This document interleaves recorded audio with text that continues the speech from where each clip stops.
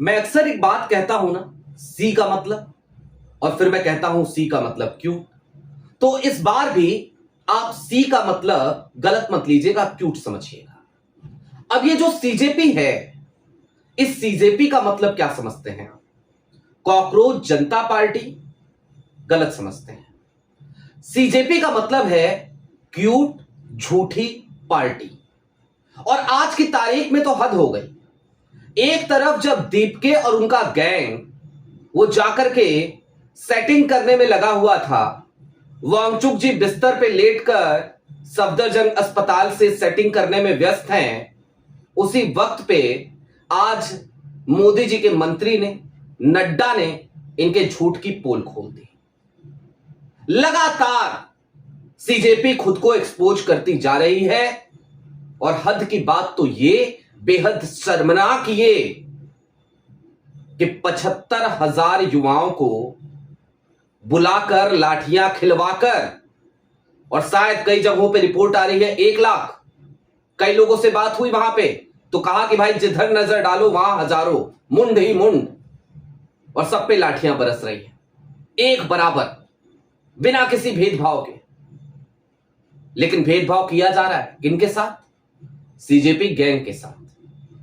CJP gang के लोगों के ऊपर लाठी नहीं बरसी है। अब क्या इस देश के जंजी सिर्फ और सिर्फ राहुल गांधी के भरोसे हैं?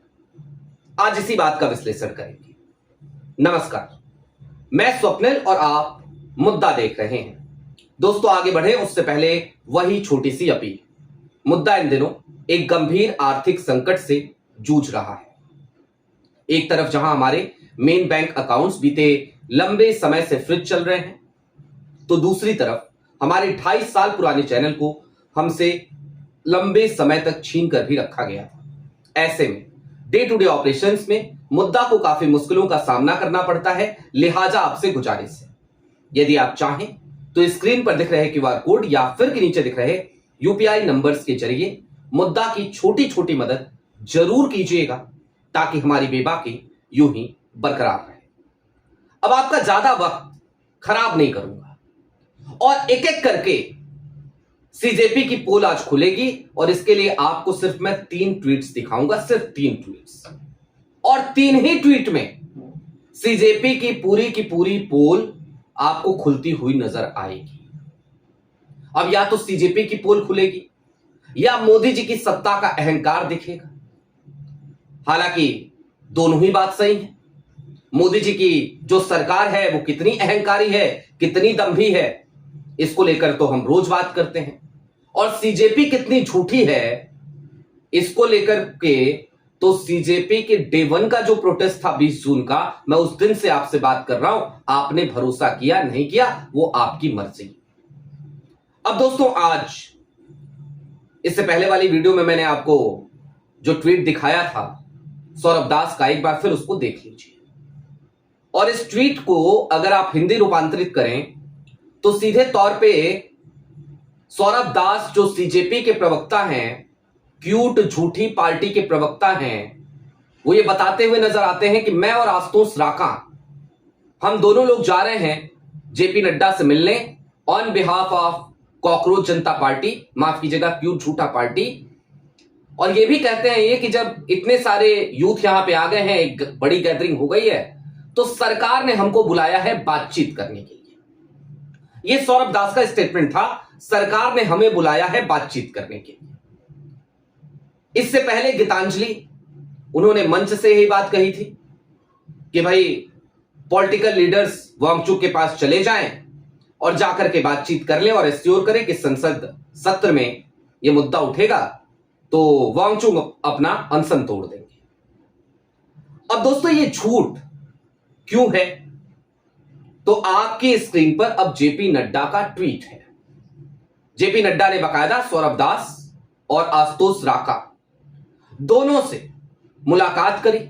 मुलाकात से पहले 2 घंटे बिठाया, और देखिए जेपी नड्डा सीधे तौर पे कह रहे हैं कि प्रदर्शनकारियों के द्वारा आज पहली बार बातचीत करने की कोशिश की गई और सरकार ने उनको आमंत्रित किया, यानी मैंने उनसे मुलाकात करी। दूसरी तरफ सौरभ क्या कह रहे हैं? सौरभ ये कह रहे हैं कि भैया ऐसा है, सरकार ने हमको बुलाया जब देखा इतनी बड़ी गैदरिंग थी। जेपी नड्डा ने पोल खोल दी। जेपी नड्डा ने कहा ना, who the hell you are, तुम हो कौन, क्यों बुलाएंगे तुमको? अरे नीट का पेपर ही तो लीक हुआ है धर्मेंद्र प्रधान से, क्या हो गया इसमें? 21 बच्चों ने जान ही तो गंवाई है, क्या फर्क पड़ता है भाई? 150 करोड़ की आबादी हम छूने वाले हैं, क्या फर्क पड़ता है? तुम कौन हो, हम तुमको क्यों बुलाए?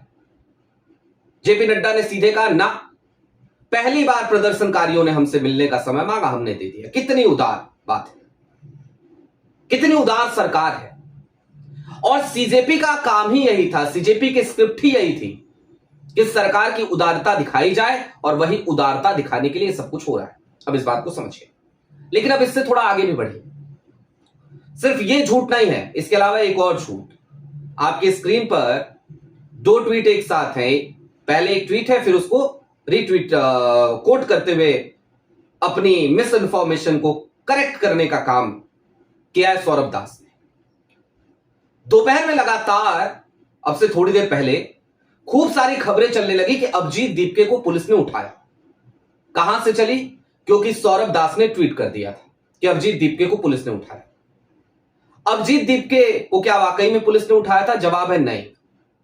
दरअसल वहां पे एक ट्रक खड़ा था, और वहां पे लाठीचार्ज जब हो रहा था तो अभिजीत दीपके जाकर के एक ट्रक में बैठ गए।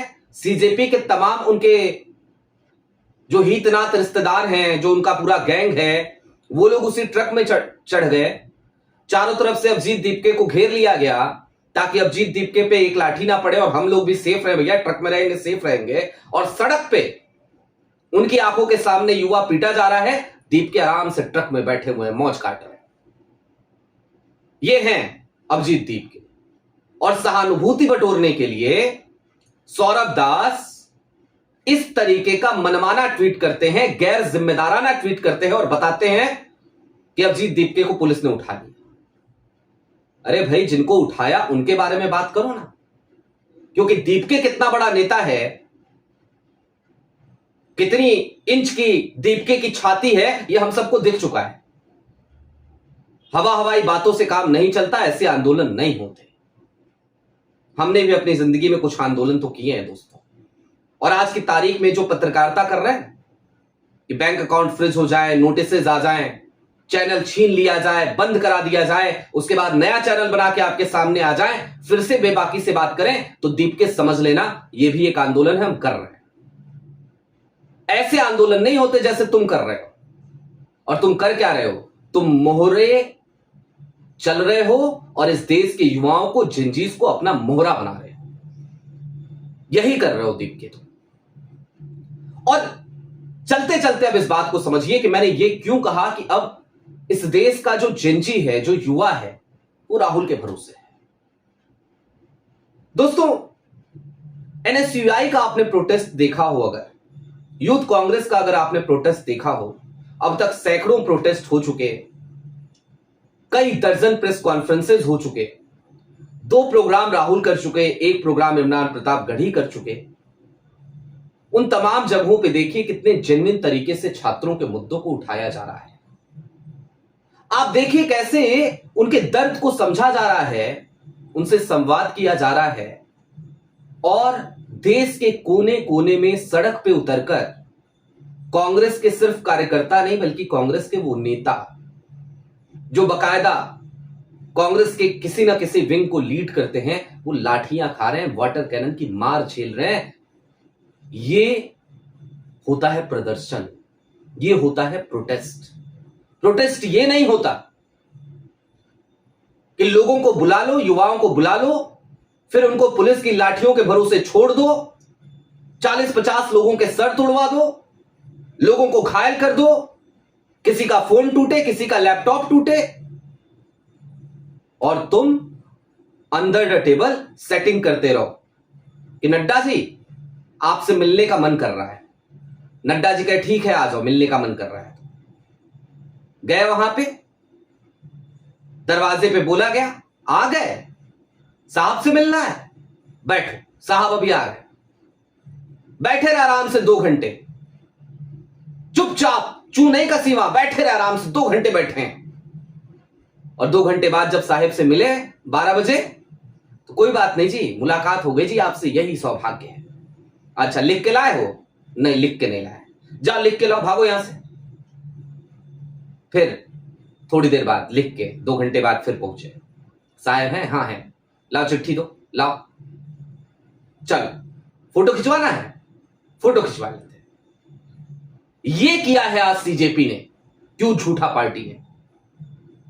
अब दोस्तों चलते चलते इस बात को भी समझ लीजिए आप, इस देश में ये जो युवा आज आंदोलित हुआ ना, जो आज आपने देश की सड़कों पर देखा, देश के दिल्ली, देश की राजधानी दिल्ली की सड़कों पर आज आपने जो मंजर देखा, मेरे पास सब नहीं है, मैं बहुत वाचाल आदमी हूं, आपको पता है। आज मेरे शब्द आपको लग रहा होगा कि क्या हो गया है, मतलब शब्द ही शायद कहीं मिल नहीं रहे हैं। सब क्यों हो रहा है जानते हैं? उन बच्चों की पीड़ाओं को महसूस करके, उनके दर्द को महसूस करके।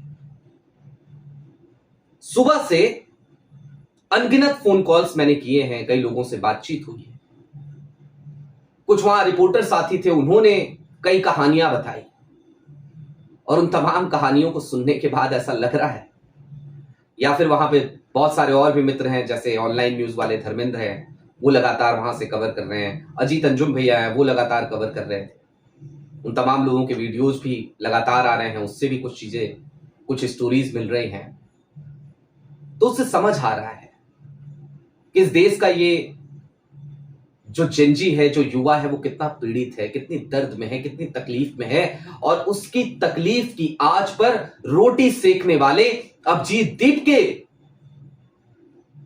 सौरभ दास, आशुतोष राका, विजेता दहिया, आम आदमी पार्टी की पूरी पुरानी गैंग, ये अभिजीत दीपके गैंग, इनसे ज्यादा बेशर्म कोई नहीं हो सकता। बहरहाल अभी के लिए दीजिए इजाजत। आपकी क्या राय है वो हमें कमेंट बॉक्स में जरूर बताइएगा। चलते चलते फिर वही अपील, चैनल पे नए हो तो सब्सक्राइब करते हुए जाइएगा, सक्षम हो तो मुद्दा की छोटी छोटी मदद जरूर कीजिएगा, ताकि हमारी बेबाकी यूं ही बरकरार रहे। बहुत शुक्रिया।